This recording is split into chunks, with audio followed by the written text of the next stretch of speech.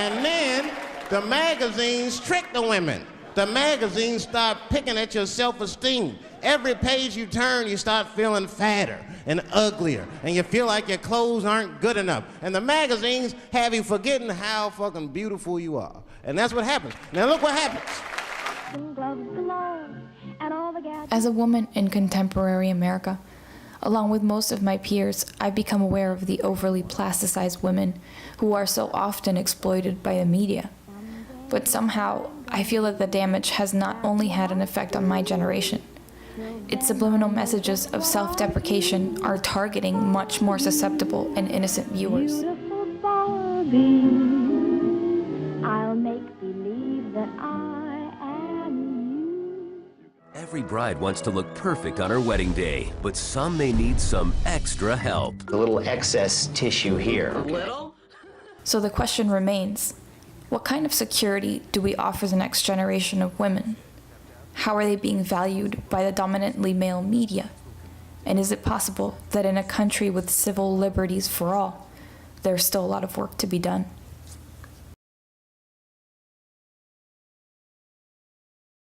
It takes me 90 minutes to look this mediocre. 90 minutes. We are circus freaks, women. We are. We put paint on our faces like warriors. I'm wearing stilts. We wear stilts. We wear heels all night. And we put a string in our buttholes. Just do, do, do, do, do, do, do, do, do. Am I pretty?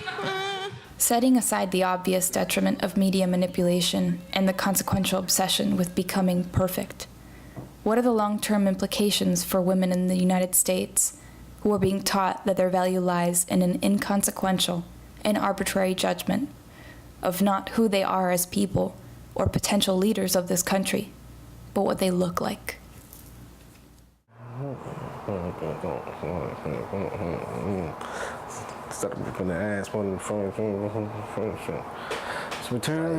see a feminist on TV and she's, talking about women's rights. So you instantly think that she's trying to make you wrong for being a man. So that's one way. I don't know if that says so. Dr. Jason, letting you in.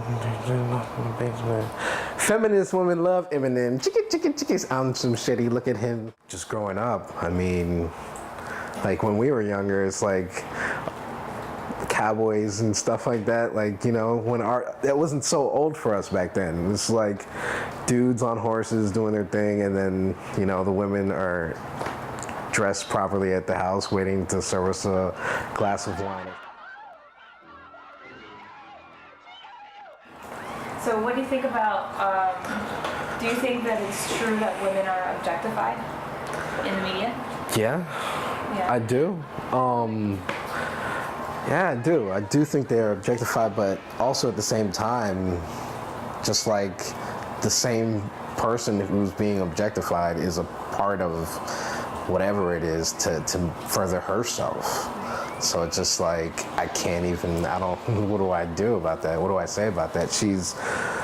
If she took a part, or if it's not even about her taking a part, if she's a part of it, then that's a whole different subject. Like, she took a part and she chose to be objectified in a certain way, then how do I feel about that? I feel like she's just trying to move her life forward.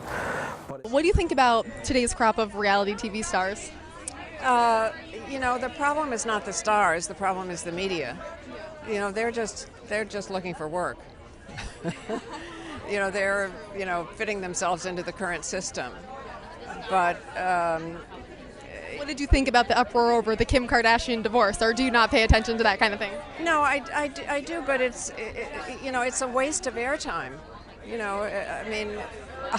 It's a waste of those two young people's lives. It's a waste of airtime. It's a waste of money. And everybody seems to know that except the media.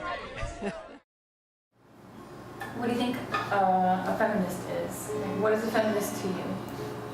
To me, I would say personally, it's somebody that protects and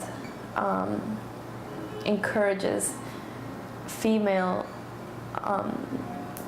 rights in general. Just the right for a female to be valued as a human being, to be equal, to be to be an individual, to be herself, to not have to explain or give excuses for her existence, to be allowed to be her true self, to be what she is, and to not have to repress or to not have to repress anything or any of that, any of the things that are truly hers or naturally hers. And now from our economic desk, a new term, he-covery. That's what some economic analysts are calling what's happening in the U.S. job market. Since the official end of the recession in June 2009, men gained 768,000 jobs, while women have lost 218,000. And the news from the executive suites is no better for women. Just 3% of Fortune 500 companies are led by women. To understand these disparities and to take a hard look at the challenges facing women today, we checked in with one of the leaders of the women's movement, Gloria Steinem. The author and activist has been fighting for women's rights and social justice issues for more than 40 years. In 1972, she co-founded Ms. Magazine and continues to serve as a consulting editor there. She's written 6 books, including 4 bestsellers. Need to Know's correspondent Stacey Tisdale sat down with Gloria Steinem recently to talk about men, women, and power. What is the women's movement today? Well, I think we've come through a big consciousness-raising phase in which women realized that we weren't crazy to think there was something wrong with the system. And consciousness goes like the wind. Now we're in a more difficult phase, a slower phase of trying to actually change power structures, the way that political decisions are made, the way that economics operate, the way that families actually do and don't raise children, really the structures of life. Let's talk about where things stand for women here in the U.S. Today, there are almost as many women as men in the workforce, 47%. But still, we're only earning 80 cents for every dollar that men earn. Back in 1979, it was 62 cents, but it still feels like we should be further along. Why do you think we still have this disparity? Well, we have this disparity because women are the cheap labor force on which many things run. The pink-collar ghetto of mostly female jobs are the jobs that we can't outsource. They're the food service and healthcare and, office work. And, they're poorly paid because they are mostly female ghettos.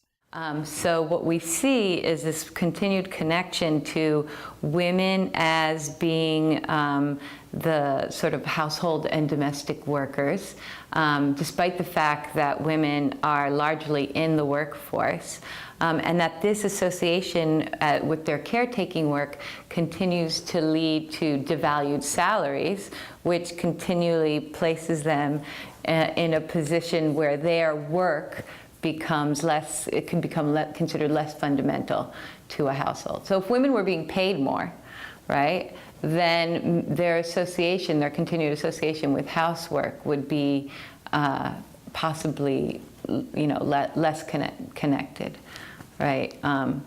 Arlie Hochschild does this really great analysis, which I think still applies, where she talks about, well, we've had this revolution where women are entering into the workforce, and in the 80s, when that was sort of occurring to a greater degree, you would have these coffee cups with the frazzled woman and the briefcase carrying, having the briefcase in one hand and the kid in the other.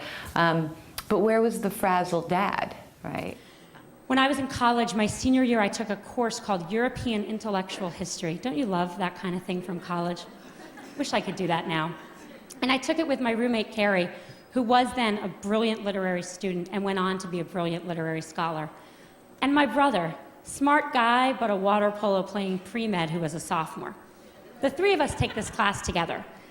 And then Carrie reads all the books in the original Greek and Latin, goes to all the lectures. I read all the books in English and go to most of the lectures.